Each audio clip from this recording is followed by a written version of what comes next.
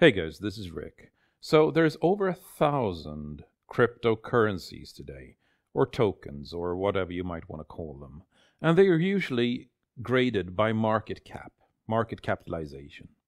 The problem is the entire term and concept is bullshit.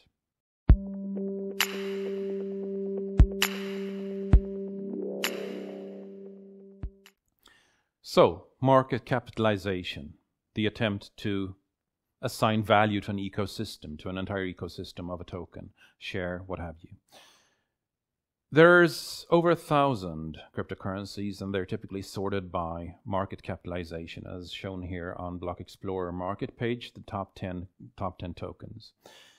This is computed in a very simple matter: the last transaction price multiplied by the total number of units in existence will give you the value total of all units. The problem is that this is a complete lie. It's not even an approximation. And to understand why, I'm going to go back to a 1983 game called Mule, which teaches children, or taught children at the time, how markets work. You have the selling player up here, you have the buying player down here. Every player starts their round choosing if they're going to be selling or buying. And you can have many, many more players horizontally. And as a buyer climbs up, the so-called bid price goes up, here at $25. As the selling players go down, the lowest ask price goes down. When these two meet, a transaction happens, because the bid price equals the ask price. This is what we know as the order books of a certain token, and we can see this on exchanges.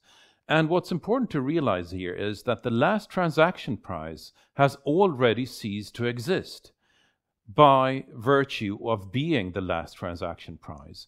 Because when these two players met and made a transaction, every single possible transaction when the bid and ask price intersected happened, and then they are already separate. So there is no such thing as the last transaction price that is still valid.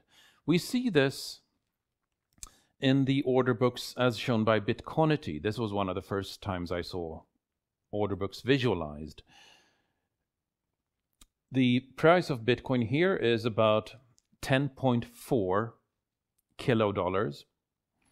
We see a buy order book, people wanting to buy Bitcoin at this price, and the further down we go, the more people want to buy Bitcoin at a certain price. This is accumulative. So if we are offering to sell at $10,000 even, we're getting all these people, this triangle of the integral under the curve, in transactions. Conversely, if we're offering to buy at 11, we're getting the entire integral under that curve in transactions. But there is no buyer and seller here at a certain transaction price, because you have a buy order and a sell order book that, by their very definition, are not connected. In order to explain this in more everyday terms, take a look at how insurance policies work. And imagine that your couch just broke. Was your couch insured at market value or replacement value? Because we understand insurances, that these are two different things. If we're getting a replacement value, then we're getting a new couch at the same value. If we're getting a market value for the couch, then we're probably not getting a very good couch in replacement.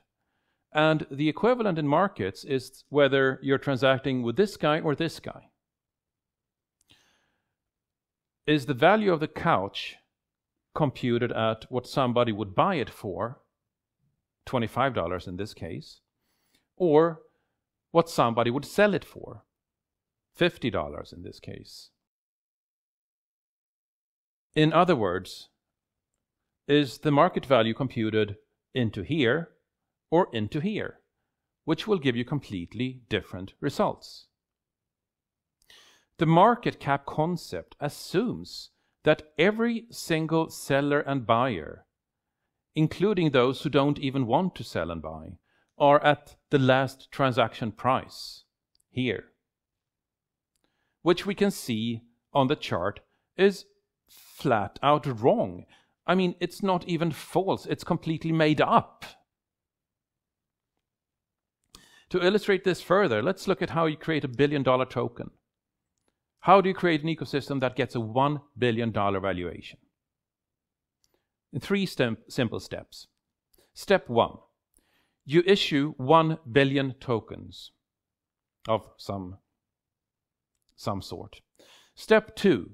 You convince a friend to buy one of these tokens for $1 even. Step 3. There is no step 3. You now have a $1 billion market cap. Congratulations. You can see how this is a deeply, deeply flawed measure. So why do people use it? Well, you want a way to measure the value of an ecosystem. And there is a rule that says that for everything you want to measure, there is some way of measuring it that is better than not measuring it at all. However, in the case of market capitalization, this is confused with, since this is a way of measuring it, it is better than not measuring it at all. This is the politician's fallacy. We must do something. This is something. Therefore, we must do this. This is the politician's fallacy. It makes an assumption. It assumes that liquidity at the last transaction price is infinite. But we know this assumption to be blatantly false. And since the assumption fails, so does the measure in any sound engineering. So how do you measure the value of an ecosystem? And to be frank, I have no idea.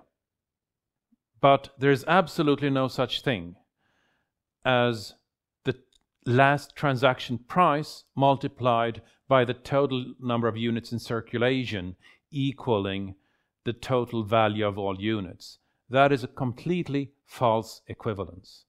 Now, you might find a use for market capitalization as described. You might find a way to use the multiplication between the last transaction price and the total amount of units in circulation. Just don't confuse it with the total value of the ecosystem.